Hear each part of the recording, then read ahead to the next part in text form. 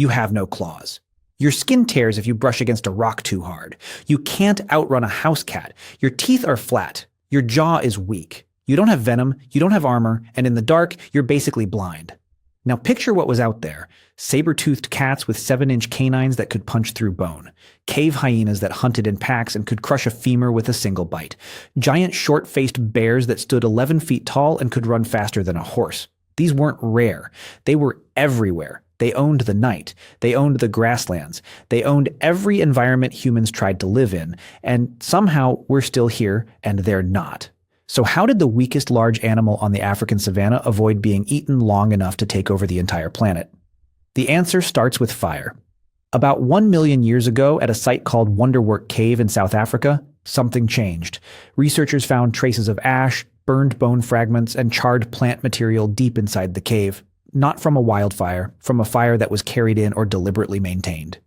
Now it's worth saying that the exact timing of when humans truly controlled fire is one of the most debated questions in archaeology. Some researchers argue full control didn't come until 400,000 years ago or even later. But the evidence at Wonderwork suggests that at minimum, early hominins were using flame in some capacity 1 million years ago. And that matters enormously, because fire does something no claw or fang can compete with. It pushes back the dark. Think about what nighttime meant for early humans. You couldn't see. Predators could. Every sunset was a countdown to vulnerability. But fire changed the equation. A burning flame at the mouth of a cave meant a predator couldn't approach without being seen. The light created a perimeter. The heat created discomfort. The smoke signaled danger. For the first time, humans had something no other prey animal ever had. A way to make the night survivable. By around 300,000 years ago, fire use had evolved into something much more sophisticated. At Kesem Cave in Israel, archaeologists found evidence of a central hearth that was used over and over again, not a one-time campfire, a permanent communal fire pit at the heart of a living space. This is a huge shift. It means humans weren't just using fire when they found it, they were building their lives around it. They were creating camps with fire at the center, places where the group gathered, slept, ate, and watched the darkness together. Fire turned a random patch of ground into a home, but fire only keeps predators away. It doesn't kill them. For that, you needed weapons. And this is where things get fascinating. At a site called Schöningen in Germany, archaeologists discovered a set of wooden spears dating to roughly 300,000 years ago. These aren't sharpened sticks. They're carefully crafted, balanced throwing weapons made from spruce wood, with the weight distribution of a modern javelin. Someone designed these. Someone tested them. Someone taught someone else how to make them. These are the oldest purpose-built weapons ever found, and they weren't just for hunting horses or deer. At the same site, researchers found remains of Homo therium, the scimitar-toothed cat. These spears were predator defense tools. For the first time, a human could stand 10 feet from something that wanted to eat them and have a real chance of winning. But 10 feet is still dangerously close. Stone-tipped spears came next, and they changed the math again. A sharpened stone point could penetrate thick megafaunal hide in a way that wood alone couldn't. You could wound something big enough to make it retreat. You could create enough damage to turn a predator's ambush into a costly mistake.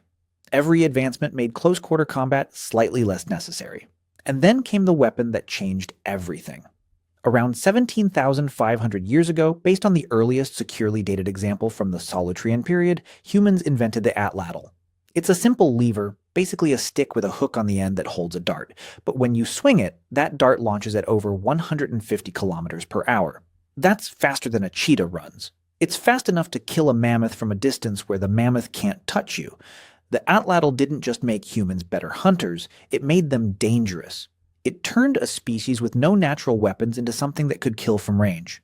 With precision. With lethal speed. In a few 100,000 years, humans went from cowering around a campfire to launching projectiles faster than any predator could charge. But none of this worked if you were alone. A spear doesn't help you if you're asleep. A fire doesn't help you if no one's watching it. An atlatl is useless if a cave hyena hits you from behind while you're aiming at the one in front of you. Every weapon humans ever invented had the same limitation. One person couldn't use it and stay alert at the same time. One person couldn't guard every direction. One person couldn't stay awake all night, every night, for an entire lifetime. So they didn't try. For roughly 300,000 years, humans lived in bands of 20 to 50 people. Not because they enjoyed the company, because anyone who didn't was dead.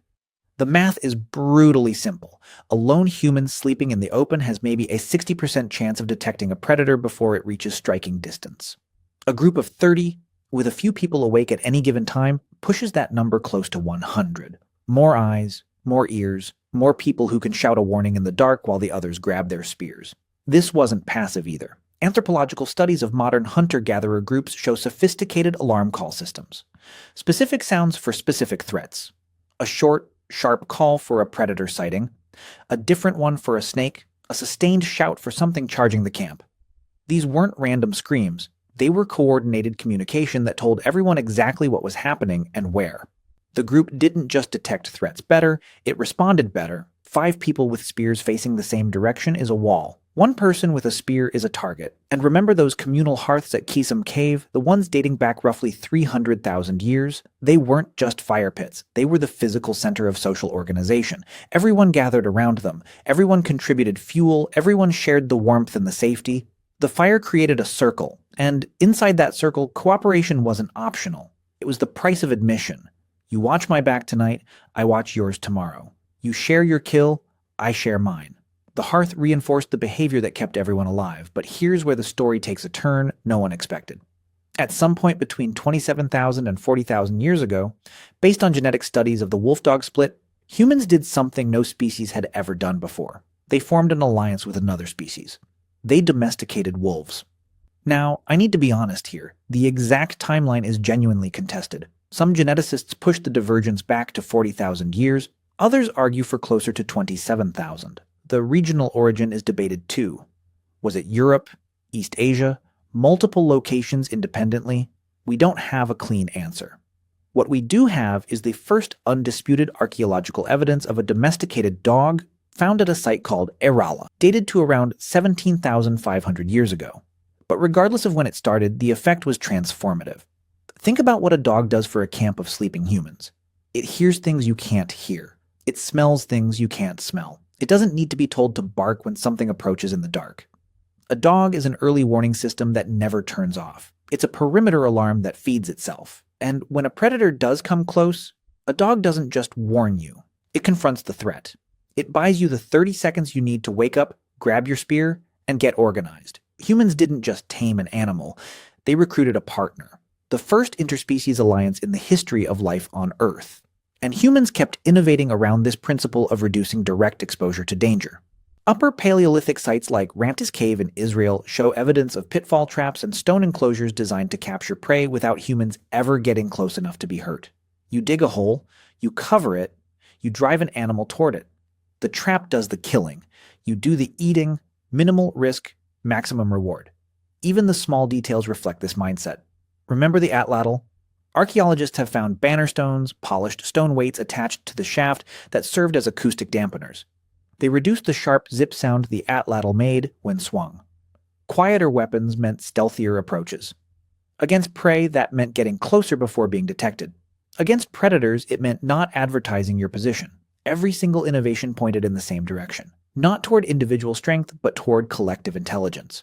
Here's the takeaway, and it's one worth sitting with. Humans didn't survive the most dangerous predators on Earth by becoming stronger. We never grew claws. We never developed armor. We never got faster. We survived by thinking together, by building tools that multiplied what a group could do, by sitting around a fire and deciding, together, to stay alive.